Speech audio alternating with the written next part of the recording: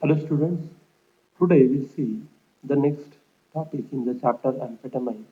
In the previous lecture, we have seen about the introduction to the amphetamine, what are the presumptive tests, what are the different kinds of the samples to be analyzed, such as the powdered sample, tablet sample, test sample, how we have to analyze that we have discussed in the lecture. Today we'll see the next topic, that is the thin layer chromatography and the definitive identification of the amphetamine. So in the definitive identification of amphetamine, we have seen how that particular amphetamine is analyzed by using GCMS. That is how the separation is done and how the analysis is done. We have seen in this context. Let us see first the thin layer chromatography of the amphetamines.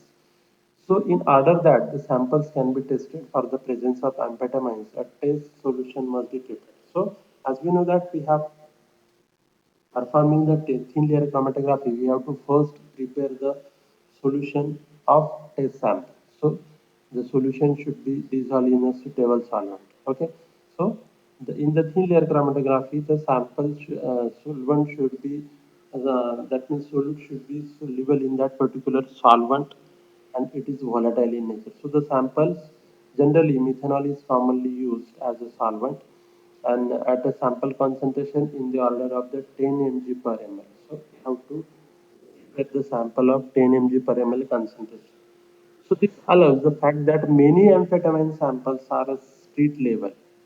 That means they are extremely weak.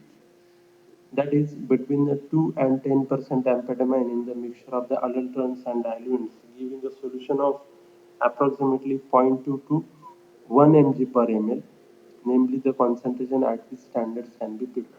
So why we are performing or why we are preparing 10 mg per ml concentration?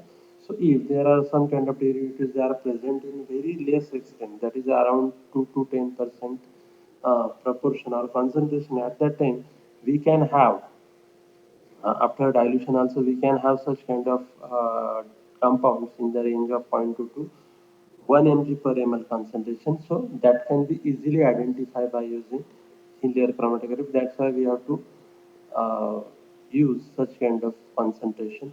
So the sample should be dissolved as fully as possible and centrifuges are filtered to remove any kind of solid particulates present in the given sample. If they are not soluble, at that time, we have to either centrifuge it or even though we are performing the centrifugation, some kind of solid impurities are there. At that time, we can remove the solid particulate matter by using filtration. Okay. A positive and negative control should be prepared for the analysis. Then the silica gel chromatographic plate should be marked up and test solutions plus the positive and negative controls are placed on the plate and the latter allowed to develop in the chosen solvent system. Then we have to place the particular TLC plate into the development chamber, solvent chamber, so that there is a development of the TLC is going to be takes place. So generally, two different kinds of solvent system is employed for the analysis. So analysis of various kinds of amphetamine derivatives. So performing the amphetamine TLC of the amphetamine. So the one solvent system consists of the methanol, then acetone and ammonia in the proportion of 26 as to 6 as to zero point 0.4 by volume, and in the second case chloroform as to methanol as 4 as to 1 proportion by volume. So the first in amphetamine we can get a RT, that is the RF value, retention time about the 0. RF values of 0.62, and in the second case we have to get the RF values 0.22. If you consider the methylamphetamine, at that time we can get the RF value 0.26, and in the second case we have to get the RF value 0.23. In case of MDA, MDMA, and MDEA, we have to separate these kind of compounds by using the first combination only, and there we can get the RF values such as 0.60, 0.24, and 0.37 for MDA, MDMA, MDEA respectively.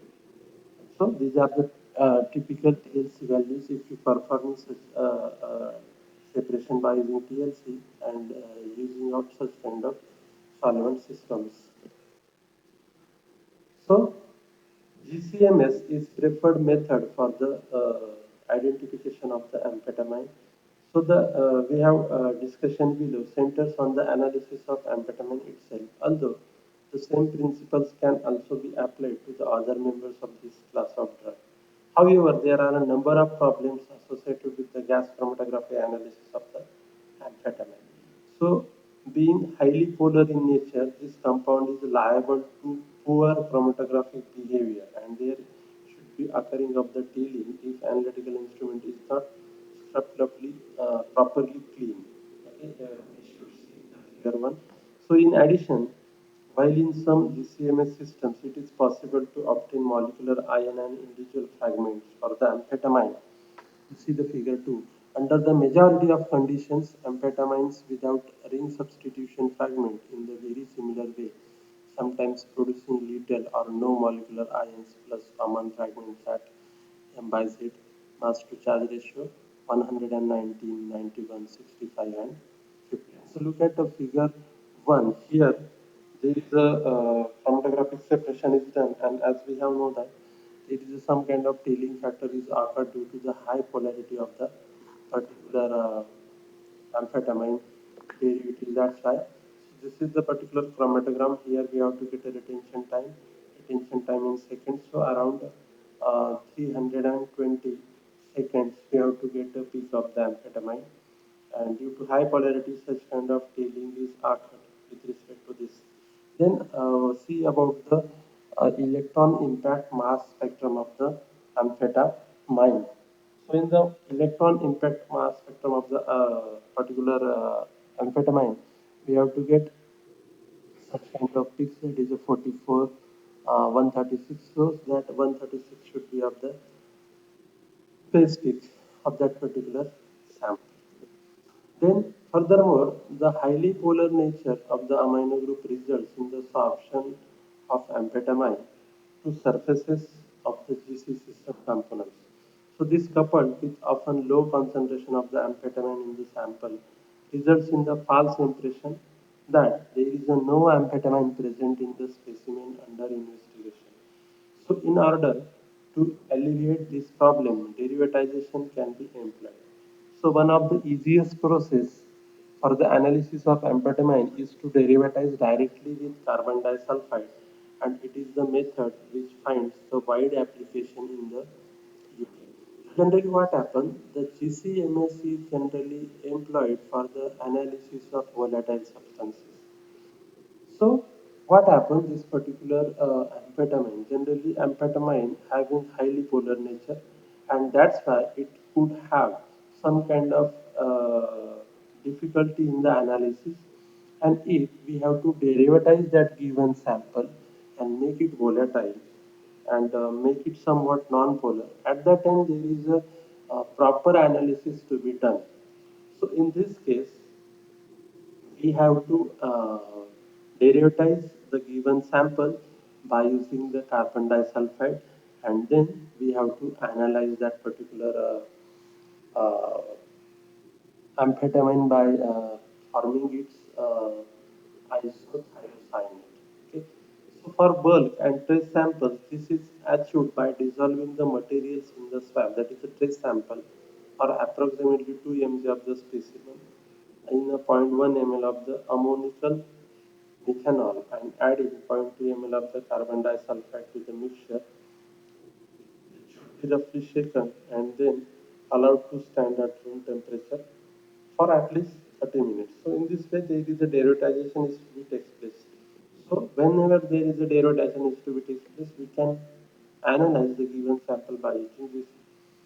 So the mixture should be evaporated to dryness under the stream of nitrogen and the mixture is suspended in methanol, to which an appropriate internal standard has been added. So it should be remembered that positive and negative control should also be prepared for the same. So the mixtures can be then chromatographed into the following order. First, we have to provide the negative control. Then we have to provide a blank. then we have to provide positive control, then we have to provide blank, then sample blank, etc. with the necessary check standards as appropriate. So the derivation results in the good chromatographic behavior and provides the compounds for which distinctive mass spectra can be obtained. So look at the figure.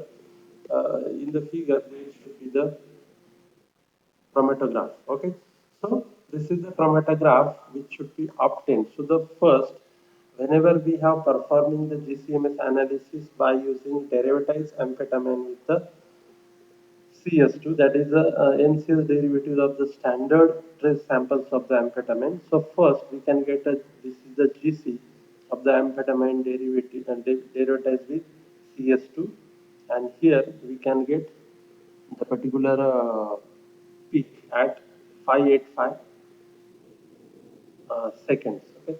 Then in the second, that is the P, the GC of the discrete sample of amphetamine with CS2.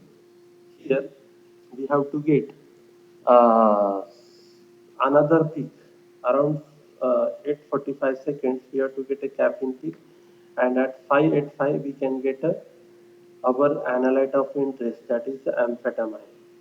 In the sample, in the graph C, the MS of the NCS derivative of the standard amphetamine is obtained. Okay, so this is the standard amphetamine is obtained here. We have to get a base peak at 119. And in the last T, the MS of the NCS derivative of amphetamine in the street sample is obtained where also 119 is obtained as a base peak along with some other peaks are obtained. Okay, so in this way the GCMS efficiency is improved by derivatization of amphetamines. So this is the reaction by which a particular amphetamine will react with the CS2. It will give rise to the NCS derivatives of, that is the thiocyanate derivative of the amphetamine. So this method also has the advantage that most common adulterants of amphetamine, namely caffeine, can also be identified in this system, and suitable mass spectrum is obtained. We have already discussed about the mass spectrum. As with all drug identification approaches, if the retention time data and the mass spectra of the compound match, then identification can be confirmed. So one difficulty with this method is that derivatization process will not work for secondary amines because that particular CS2 it is only applicable or only react with the primary amines. So other derivatives of amphetamine such as the methylamphetamine and 3,4-methylene dioxymethylamphetamine is not analyzed by such kind of derivatization step. So, an alternative method for the derivation is therefore required in such cases.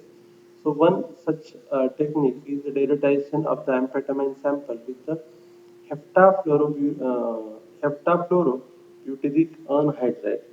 By using this method, we have to analyze each and every amphetamine. So, look at what are the chromatographic conditions for the particular separation. So here, if we have used the column, so column should be the trade name, that is a VP5, having 25-meter length and 0.22 internal diameter, and having a particle size that is zero point 0.5 micron. Then injection temperature. So injection temperature should be 280 degrees Celsius. Column movement temperature programming is such that 100 degrees Celsius for 1 minute and increase to 240 degrees Celsius at 12 degrees Celsius per minute rate. And we have to hold the particular temperature at 240 degrees for 5 minutes. Then carrier gas, here we have used helium at the flow rate of 1 ml per minute, and the split ratio it is 10 as to 1. So this is all about the GCMS or GCMS gas chromatographic mass spectrometry analysis of the amphetamines. So this is nothing but the definitive identification of the amphetamine. In the next lecture, we have discussed about other methods for the analysis such as a high performance liquid chromatography.